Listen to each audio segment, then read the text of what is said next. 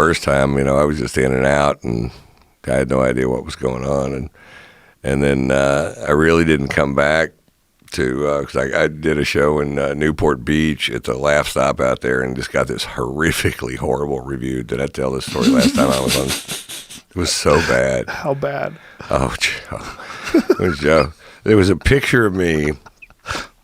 I'd only been doing stand-up for about 3.5 years, and so the guy that booked that room watched me do like an 8-minute set in Austin, and I had a killer 8 minutes, but he hires me to do 45 minutes, and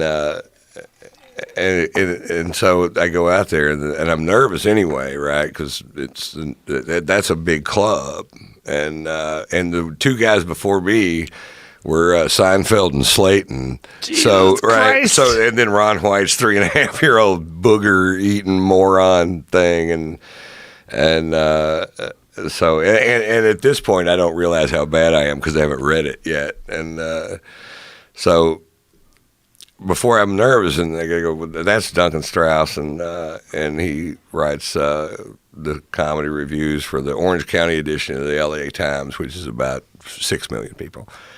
And I'm like, oh, I should have. Well, I wish he'd have given me a day or two to settle in. And so I do the set, and it's not great, and but it's not bad. I think I pulled it off. They laughed at it. They laughed at what I'd put together and whatever it was, and I expect them to be there to congratulate me on how good the set was, and shake my hand and do a little interview to build this great interview. But he wasn't there, and I'm like, oh, okay. Well, the next night there's like a little open mic night before me. So there's and one of the guys I know, Steve Epps from Texas, is on that, and then that night I fucking kill, and I'm really drunk, and and I'm giving advice to other comedians, because my ego's just flaring. I'm like, I'm probably going to leave my wife and go find that girl on the Tecate beer poster, and it's amazing. And people are patting me on the back, going, "You are really, really good. Boy, this is amazing." I'm like, yeah, I am, and I am.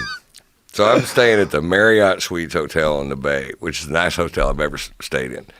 And you had to pay for part of it yourself, but that was all I had. I mean, I was making. I never made that much money before. It was like $1,400 or $1,500, and for a week, and so it's unbelievably beautiful with a gorgeous view. Phone, bathroom, 2 bathrooms, big marble, everything, big, nice stuff.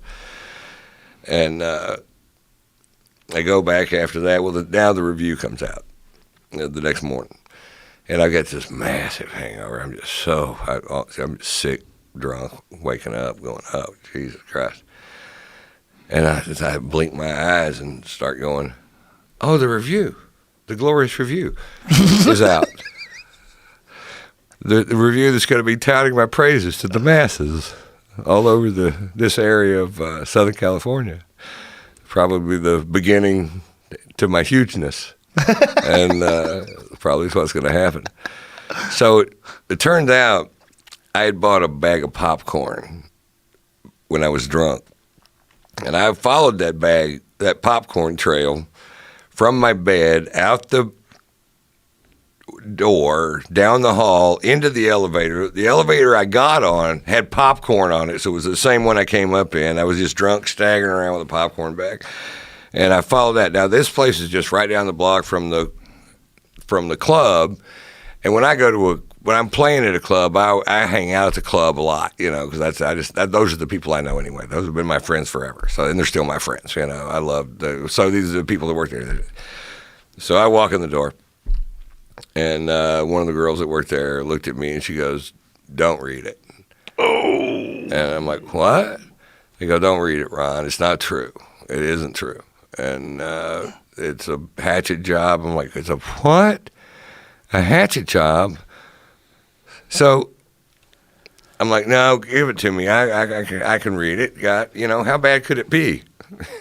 So there's a big picture of me, this big, 6 million people, this big. The article was this big. It was a quarter of a page. And it said in big black print, even when white's not blue, he's not funny. And I dropped the newspaper on the floor. I couldn't hold up a 1 ounce newspaper because the life had just been sucked out of me. And I also agreed with them and felt like I had just been found out as a phony. And I was a phony. And I didn't belong here at all. And I picked it up and read it.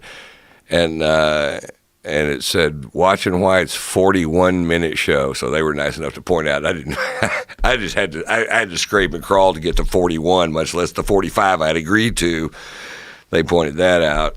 Was like watching a polar bear lumber around on stage, and something comical or interesting happening only occasionally.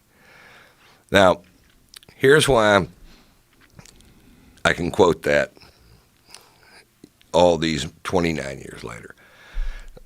I went across the street to the liquor store and bought a bottle of tequila and a pack of razor blades. True story.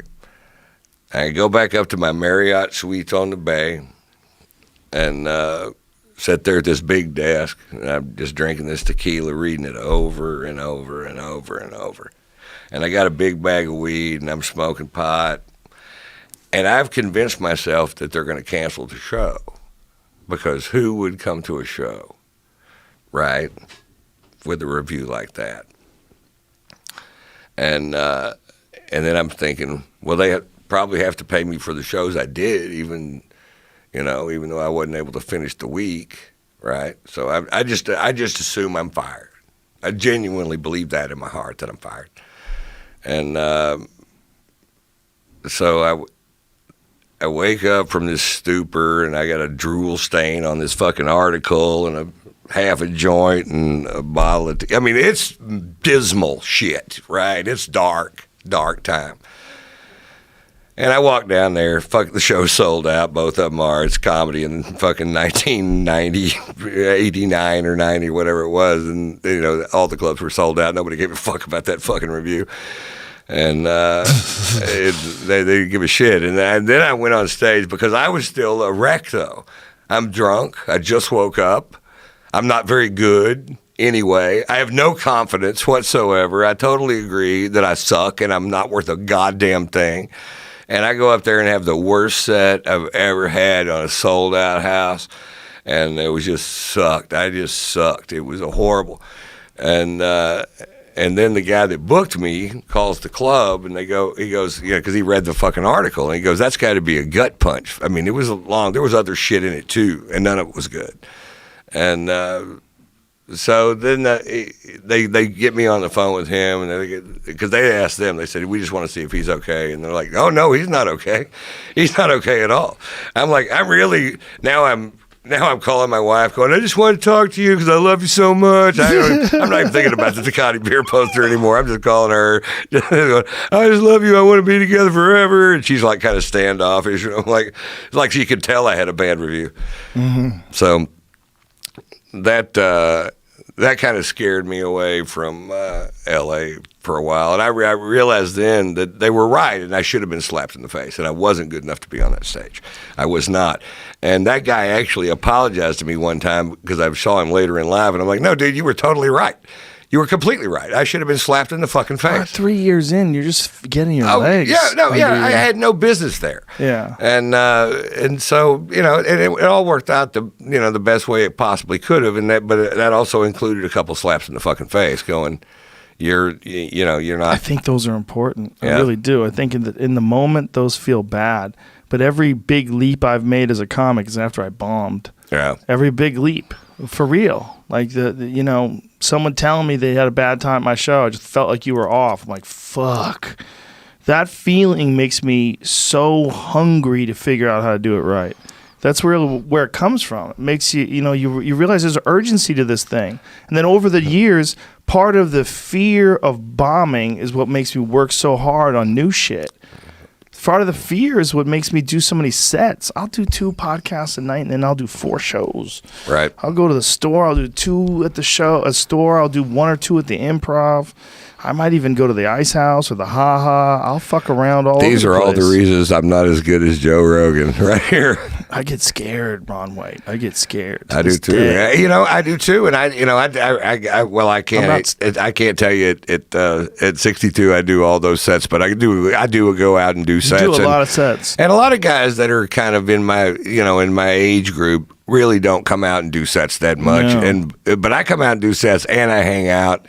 You're ageless, dude. We don't think of you.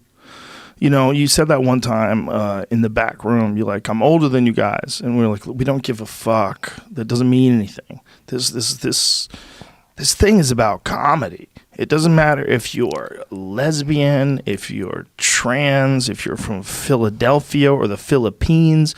No one gives a fuck. Are you funny? And if you're funny, that's all we care about. We don't care if you're 90 or 19. I mean, I'm real good friends with Allie I'm Mack. not fucking 90. Allie Makovsky is, what is she, 22 or some shit? She might be 22. She's one of my best friends. I love that girl. She's goddamn hilarious. She's a kid. We talk all the time. We talk about comedy. I have her. She hosts my sets at the Improv all the time. Nobody cares. Nobody cares about your age. They care about comedy.